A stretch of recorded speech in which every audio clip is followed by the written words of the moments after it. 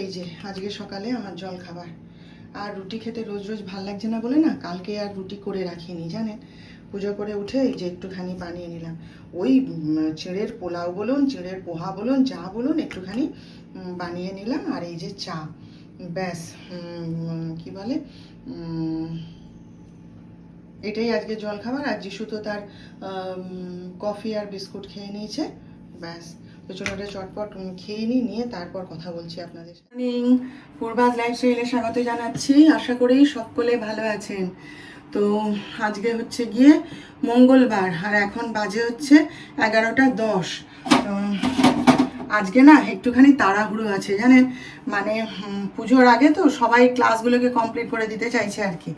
তা আজকে আমার আবৃত্তির ক্লাসটা আছে, তারপরে হচ্ছে আজকে ফাইনাল স্টেজ রিহার্সাল। বলে দিয়েছে কালকে যে সব 6:30টার মধ্যে চলে আসবে। তো আমি বলে এসেছি যে আমার একটু দেরি হবে, কারণ আমার তো আর প্রথমেই রোল নেই, আমার শেষে রোল। আমি বলে এসেছি দেরি হবে, তবুও পৌঁছতে হবে। তো তার আগে সন্ধ্যা টন্ধা দেওয়া এ করা অনেক কাজ থাকে, তাই না?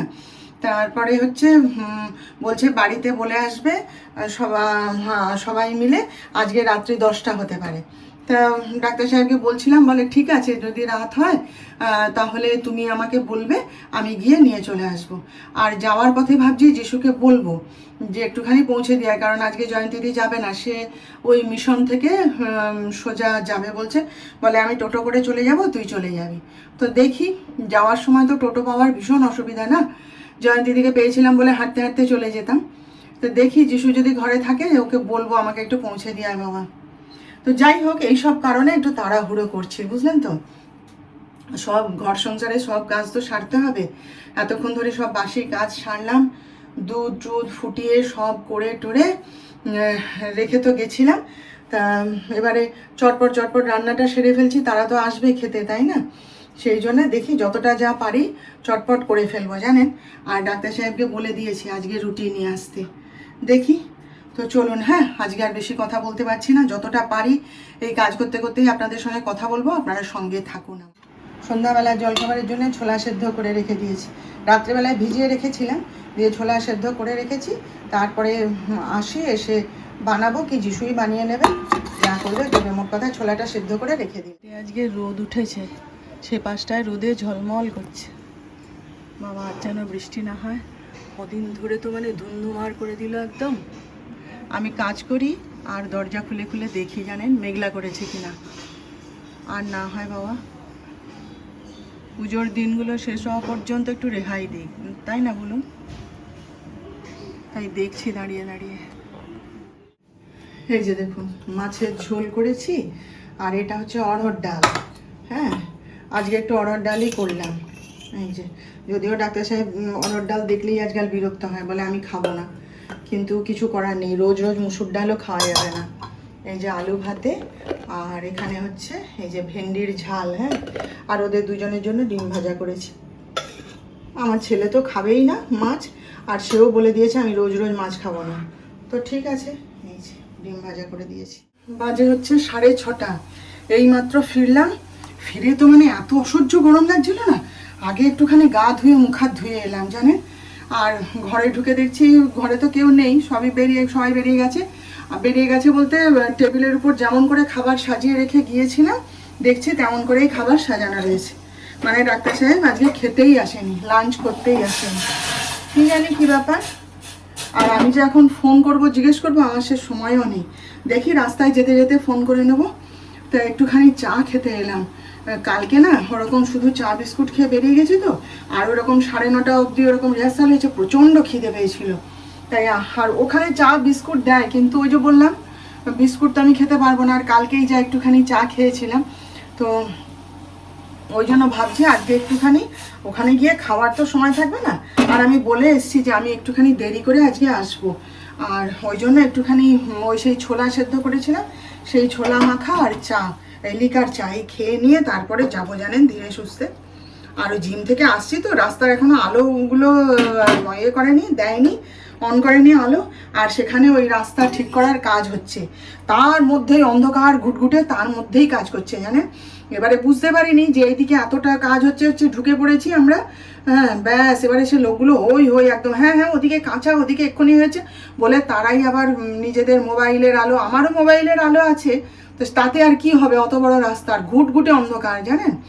দিয়ে তারা আবার সবাই মিলে মোবাইলের আলো জ্বালতে আমরা 2-3 জন আবার পার হলাম। হ্যাঁ, তো ওই রাস্তা দিয়ে তো আর যাওয়া যাবে না, তো দেখি এই পাশ দিয়ে ঘুরে ঘুরে যেতে হবে। যাবো ধীরে সুস্থে যাবো, এত হুটোহুটি করলে না পারবো না জানেন। যাই হোক চলুন, হ্যাঁ পরে আবার কথা বলবো আপনাদের। বাড়ি এসে দেখছি ডাক্তার সাহেব এই যে নিজের হাতে পনিরের তরকারি আর রুটি বানিয়ে রেখেছে। আমি চলে যাওয়ার পর নাকি বাজারে গেছিলো, গিয়ে পনির নিয়ে এসে বানিয়ে, আমি রুটি নিয়ে আসতে বলেছিলাম আর বাড়ি এসে ডিম ভাজা করে দেবো ওদেরকে বলেছিলাম। তা যিশু বললো বাপি কিছু করতেই দেয়নি অর্ডার, তো এই যে নিজের হাতে সব বানিয়ে রেখেছে। আমি আসতে বলছে যে তোমার মতো করেই পনির বানিয়ে রেখেছি, আলু দিইনি, চিনি দিইনি, কিচ্ছু দিইনি, তুমি নিশ্চিন্তে খেতে পারো। ভালোই হলো, একটু শান্তি হলো। হচ্ছে এখন 11:10, এসেছি ডাক্তার সাহেবের জন্য একটুখানি কফি করে দেবো। আজকে বাড়ি ফিরেছি যখন, তখন 10:30 জানেন। বাড়িতে বলেই গেছিলাম আমরা সবাই, আমাদেরকে বলে দেওয়া হয়েছিল যে আজকে তো মানে মিউজিকের সাথে ফাইনাল রিহার্সাল হবে, বাড়িতে সবাই আমরা বলে গেছিলাম যে রাত হবে। তারপরে ডাক্তার সাহেব অনেকবার ফোন করছে, কিন্তু তখন সে মানে তবলা মিউজিক হ্যানা তেনা, সে চিৎকার জব্ব, তার মধ্যে কোনো রকমে উত্তর দিলাম। বারবার আমাকে ফোন করছিল। তারপরে বললো যে যিশু তোমার শেষ হলে বলবে, যিশু গিয়ে নিয়ে আসবে। এখন ঠিক আছে, কিন্তু কি বলুন তো, আমরা এই দিকটায় দল বেঁধে সব এলাম, হ্যাঁ তাহলে তাদের মাঝ থেকে আমি এখন রাত হয়েছে বলে বাইকে করে চলে আসবো ছেলের সাথে, সেটা কি ভালো দেখায়? হ্যাঁ সবাই তো আসছি, হই করতে করতে, চারিদিকে আলোয় আলো, লোকজন ভর্তি, প্যান্ডেল হচ্ছে চারিদিকে।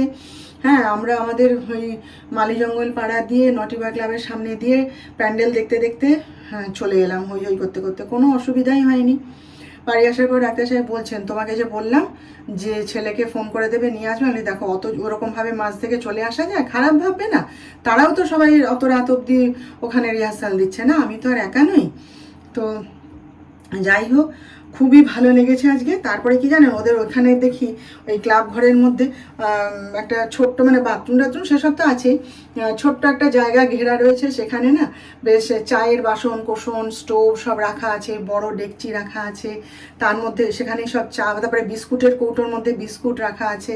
আমার খুব ভালো লাগে দেখতে ওগুলো জানেন। তারপরে আবার মানে ওর মাঝেই আবার একজন গিয়ে সেই কোথা থেকে মুড়ি মাখা নিয়ে এলো, নিয়ে এসে সব খাওয়া হলো।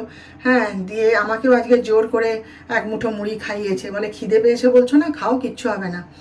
তো খেয়েছি। তো তারপরে আবার লিকার চা খেলাম। তো তারপরে ওরা না ক্লাব ঘরের দরজাকে ভিতর থেকে ছিটকানি লাগিয়ে দিয়েছিল, দিয়ে বসে বসে আমরা প্র্যাকটিস করলাম। দারুণ রিহার্সাল হয়েছে। মানে সে ছোটোবেলায় কি নাটক করেছি সেসব বাদ দিন, বড় হওয়ার পর এরকমভাবে মিউজিকের সাথে স্টেজ রিহার্সাল ভালো লাগলো, বেশ খুবই ভালো লাগছিল। তো আমাদের হয়ে গেছিলো অনেকক্ষণ, কিন্তু উঠে কি আসা যায়, সবাই মিলে কমপ্লিট করব তারপরে তো আসবো না, সেই জন্যেই মানে 10:30 বাজলো। তারপরে বাড়ি এসে দেখি আমার গোবিন্দকেও ডাক্তার সাহেব শয়ন দিয়ে দিয়েছে, কি সুন্দর করে শয়ন দিয়ে দিয়েছে তাকে। আর ওই তো দেখলেন রান্না টান্না সব করেই রেখে দিয়েছে। তা ভালোই হয়েছে, বলে না বাইরের খাবার, বাইরের রুটি খেতে হবে না, তোমার যখন অসুবিধা হবে আমি করে দেবো। ভালো কথা। তাই এই দুজনে বসে খেলাম গল্প করতে করতে। যিশু তো আগেই খেয়ে নিয়েছে, দিয়ে মানে আমি আসার পরেই খেয়েছে আর কি, ওকে বেড়ে দিয়েছিলাম। তা এখন বলছে একটুখানি কফি করে দেবে, তাই সেই এসছি আর কি। আমি তো চা খেয়ে নিয়েছি রুটির সাথে। তো এই হচ্ছে ব্যাপার। তাহলে চলুন আজকের মতন এখানেই শেষ করছি, বাকি গল্প আবার কালকে হবে। কালকে আবার আপনাদের সাথে গল্প করব, সব হাসি মজা করব, অনেক কিছু গল্প বাকি রইল, সেসব কালকে বলবো। আর আপনারা ততক্ষণ সবাই ভালো থাকবেন। আর আজকের ভিডিওটা কেমন লাগলো একটা লাইক শেয়ার ও সাবস্ক্রাইব করে প্লিজ জানিয়ে দেবেন।